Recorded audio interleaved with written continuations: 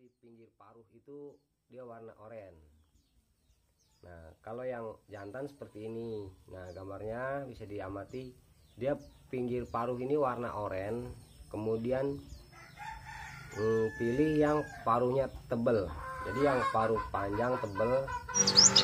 Pleman rumahan seputar rawatan burung pleci dan burung lainnya untuk mempermudah para pemula dalam memahami dan merawat pleci. Mari ramaikan pleman rumahan agar dunia pleci makin diminati. Jangan lupa like, share, dan subscribe. Assalamualaikum sahabat kicau mania dan juga pleci mania, konin mania, dan juga sogon mania dimanapun berada. Bertemu lagi bersama saya pleman rumahan. Nah, pada kesempatan kali ini saya mau membahas sedikit tentang konin atau juga sogon. Jadi pembahasan tuntas dari mulai cara ngomyok, membedakan jenis kelamin, dan juga rawatan sampai dia gacor. Cuma yang pertama, sebelum lebih lanjut, biar lebih enak lagi, kita kopi dulu biar lebih enak. Monggo kopinya diminum.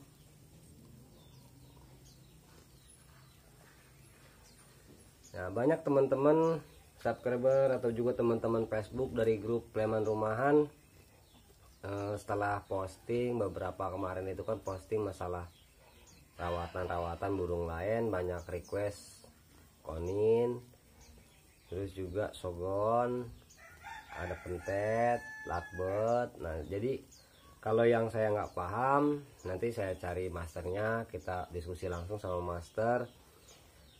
Nah, untuk konin ini kebetulan saya ada konin sama sogon.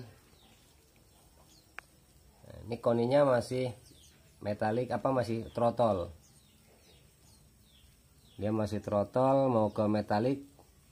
Sogon ini masih hijauan.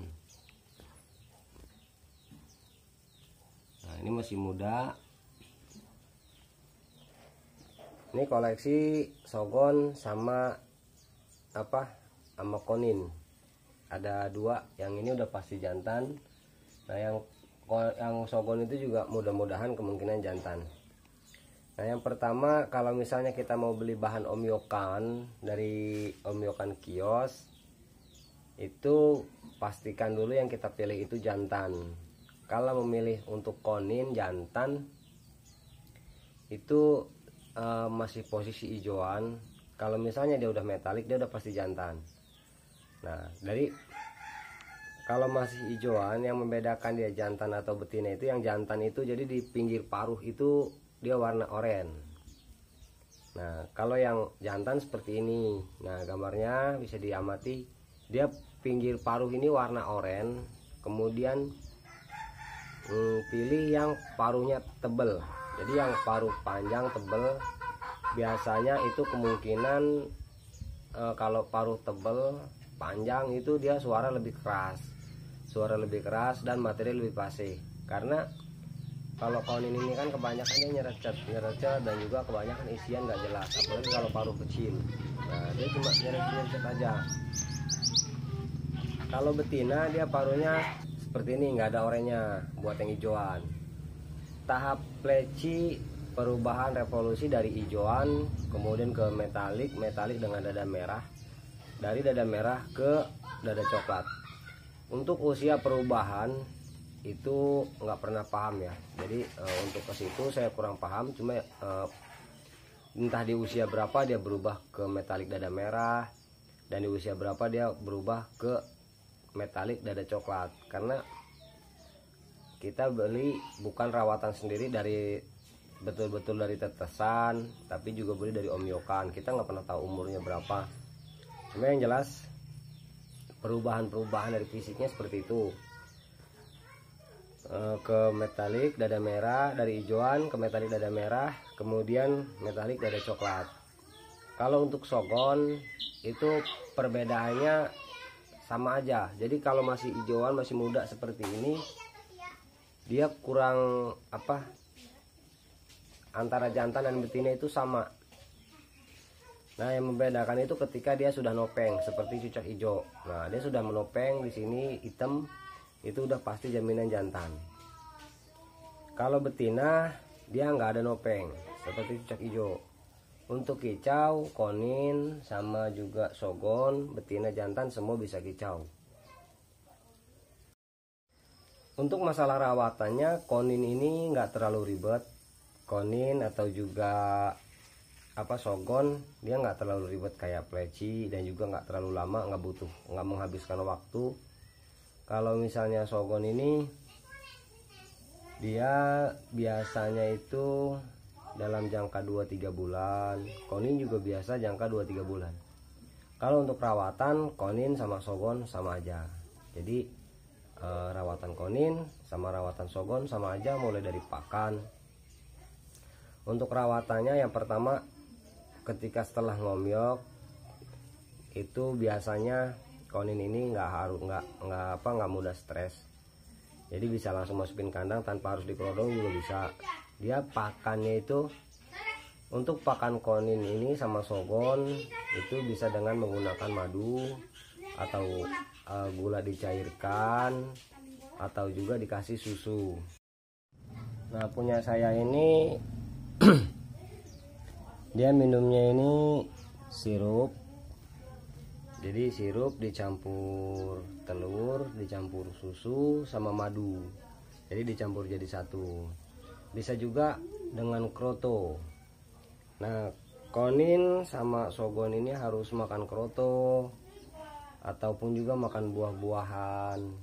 Punya saya ini dia makan buahan, kroto juga doyan. Nah, kalau buat teman-teman mungkin mengalami kesulitan punya konin atau sogon nggak mau makan kroto, itu bisa diatasi dengan mungkin burung lain, pleci atau burung apapun yang doyan kroto. Jadi disandingkan ditempel kandang posisi seperti ini, dikasih kroto. Nah, kemudian didiemin aja dalam cukupnya. Biasanya dia ngelihat sebelahnya makan, dia bakalan ikut makan. Karena kalau nggak makan kroto ataupun nggak makan buah, itu biasanya konin itu cenderung dia nyilet. Jadi dadanya nyilet, kemudian dia kurus, dan biasanya umur nggak panjang. Kalau punya saya, kalau misalnya udah dapet dengan body metalik, dengan yang udah tua, itu kemungkinannya lebih sulit karena dia udah mandiri. Jadi membentuk karakternya itu nggak gampang. Kalau udah nggak doyan ya udah nggak doyan. Cara ngatasinya dikasih dengan blenderan. Jadi bikin resep racikan yang pernah saya posting, yaitu racikan untuk konin dan buat pleci. Karena di situ udah ada krotonya, udah ada kangkungnya, jadi tanpa harus dikasih makan buah, tanpa harus dikasih makan kroto, itu udah ada di situ semua. Jadi nutrisinya udah lengkap, tinggal disajikan aja. Itu untuk rawatan pakan. Kemudian penjemuran, kalau misalnya punya sogon atau punya konin, itu harus rutin dijemur, tapi juga jangan terlalu lama. Kurang jemur dia ngembung, kebanyakan jemur juga ngembung. Jadi jemur gitu dari pagi, dari terbit matahari, kemudian sampai jam 8 atau jam 9. Cuma dalam waktu jam ini bukan patokan ya, yang jadi patokan sebetulnya itu suhu panas. Jadi panas itu kan nggak selalu sama, jam 8 sama panasnya seperti jam 8 biasanya, kadang ekstrim, kadang enggak. Nah, jadi dikira-kira aja dengan tubuh kita, jangan terlalu berlebihan. Karena ketika jemur berlebihan, setelah dijemur dia pasti ngembung. Itu untuk penjemurannya. Biasakan kalau dijemur, kalau misalnya punya kawan yang lain bisa diiniin posisi seperti ini. Kalau misalnya ada dua, biar saut-sautan dengan jarak yang jangan nempel tapi agak jauh. Atau mungkin bisa juga dengan ditutup burung lain. Jadi di pojok tengahnya burung pleci atau burung lain, jangan terlalu dekat. Kalau punya sogon atau punya konin, bisa buat untulan. Jadi bukan untulan seperti pleci, jadi dia saut-sautan. Mau konin sama sogon ini, nah ini awal datang sogon dia mau ngobrak. Nah, banyak orang bilang katanya kalau misalnya punya konin itu ditempel terus, deketin terus sama konin lainnya bakalan ngerusak mental. Cuma kalau saya sih belum pernah mengalami. Dulu juga sering, dulu waktu lama di Jakarta sering main konin lebih dari satu, kadang 4, kadang 3 saya tempel kandang juga nggak masalah. Cuma memang dalam kondisi seperti itu yang udah biasa ngeliat dia nggak bakalan mau ngobrol, jadi nggak bakalan mau ngelawan. Kalau misalnya dia baru ditemuin baru dia ngobrol. Nah biasain kalau pagi sama saat pengembunan itu dijauhin biar saut-sautan. Jadi untuk dia saut-sautan atau mungkin bisa setel terapi, suara masteran, suara konin. Untuk terapinya bebas macam-macam, konin bisa dipilih, dicek di playlist channel Preman Rumahan ini, tinggal pilih, tinggal simak mana yang cocok, di setelin terus biar dia saut-sautan sampai dia gacor. Kebersihan kandang juga diperlukan, mandi. Untuk pengumbaran pleci ini bukan pleci, konin atau sogon nggak perlu diumbar karena dia itu biasanya terbang dengan posisi diam di kandang. Karena ketika pleci itu kan nggak bisa seperti sogon, seperti konin. Konin ini ketika dia butuh olahraga, dia bakalan terbang diam di tempat dengan mengepakkan sayap. Karena tujuan umbar itu kan gitu, dia terbang dengan sayapnya supaya dia ramping. Kalau ibarat kita itu olahraga. Nah ini nggak perlu diumbar. Untuk koloninya masih perlu. Koloninya perlu ditempel seperti biasa, seperti pleci untuk membangun mental dia. Jadi setelah di koloni, kemudian kalau kondisi sehari-hari itu kalau bisa diusahakan dipisah jauh biar dia saut-sautan sama seperti pleci. Nah untuk malam harinya kondisinya kalau misalnya ada burung banyak sama seperti posisi penjemuran, dikasih jarak atau mungkin juga diketemuin langsung, itu nggak ada masalah. Jadi itu aja dari saya, mudah-mudahan ada manfaat buat semuanya. Mungkin ada yang bilang kurang jelas ataupun juga bisa mau ada yang ditanyakan bisa di komentar langsung. Itu aja dari saya, mudah-mudahan bermanfaat. Wassalamualaikum warahmatullahi wabarakatuh.